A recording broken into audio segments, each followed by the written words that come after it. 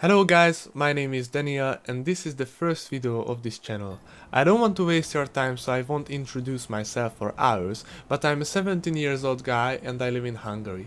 I have been playing racing games on the wheel since I was 7 years old, and I participated in leagues, and in the past few years I improved a lot in racing. Since 2012 I play totally assist off, and since then I have set several world records in the PC version of the F1 games in time trial mode.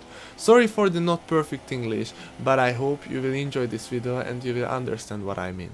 In this video I would like to show you how to improve your one lap pace.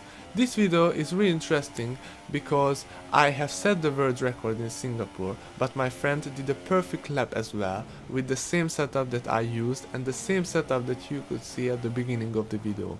For first, I would like to show the 2 laps without stopping, and for the second time I will stop the video at different parts and I will talk about the small tricks that I used and that I gained so much time with, because I gained on him 4/10 in that one lap, but he looked perfect as well. And yes, in the simulator games I couldn't do that, and you will see what I'm talking about, but in races I usually don't do that because it affects the tire wear heavily and badly. But in one lap they are the key of my pace. Lots of guys told me that I am cheating in time trial. Lot of guys said that it's impossible, but they only believe me because my race pace seemed to be real, seemed to be closer to them, or they even faster than me in different tracks. I can't use those tricks there because of tire wear, but sometimes I use them at the beginning of the stint or the very end of the race where I don't have to care about my tires. By the way, I counted that my friend had an average speed of 216.9 km per hour, and I went with 218 km per hour, so we are talking about very small things, only 1 km per hour difference, and it costed 4/10, so that's massive difference. So let's get started. As we stopped here in the first corner, you can see that he had a better brake point and he gained on me a few hundreds, but if you go forward you can see the first difference in our racing style.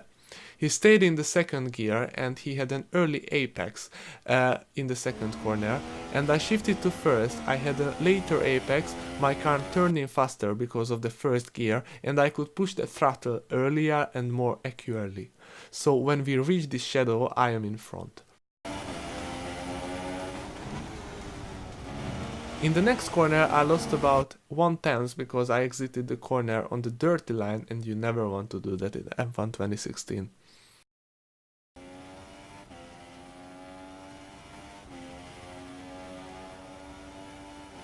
In the next corner we used nearly the same line, so nothing to speak about. But the right hairpin is another interesting thing. Just look at the steering wheel angle. No, that's because of the gears, but I will talk about it a little bit later. But again, I managed to exit the corner better with a more accurate throttle, and I gained more than half-tenths just here in that one corner. Again, I stopped the video because of the steering wheel angle.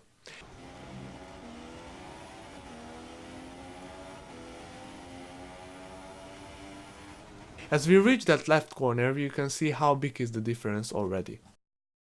I could carry just a little bit more speed in the fast left, and I could get just a little bit more in the right corner, so I gained again. In the left hairpin again, I switched to first gear for a moment while he had to corrugate at the exit because of the higher corner speed he wanted to carry. I had my steering wheel straight and accurate. And now, this is the point where I want to speak about shifting, because here you can see a massive difference.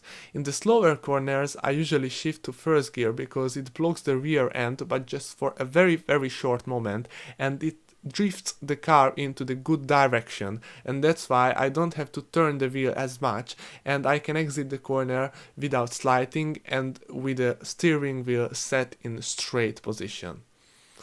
And I can gain time here as well. The next corner is again a very interesting story about drifting. Here I show a slow motion because I gain time here with the throttle control, because as I turn to the right part of the S section, I push bigger throttle for a very short time and my car slides in, but I corrugate, and the direction of the corrugation will be the same direction with the left corner, but because my car is unstable, it turns in better. And don't ask me, I don't know why it's happening, but it's Codemaster's drift physics, and you can gain time like that in time trial. In races it's just not a good way to race, but in time trial I can gain tenths in S corners like that, because as you can see, again I push the throttle earlier and I can carry more speed at the exit and I gain time like that. In the last sector there is not much to talk about because we use the same lines, the same gears, but the last corner again, I gained about half tenths because I carried just a little bit more speed into the corner. And that's it. That's about nearly half second gain with very small tricks.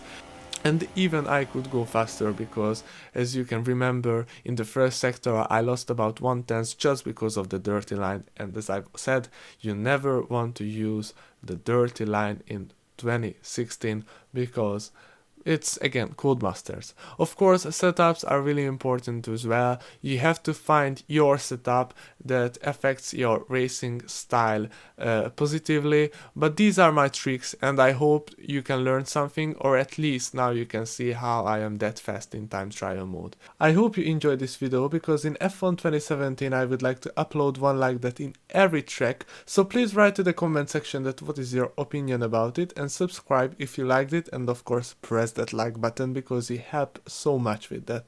It's my first try in English, but I hope I can get better as well. Thanks for watching again, and see you soon.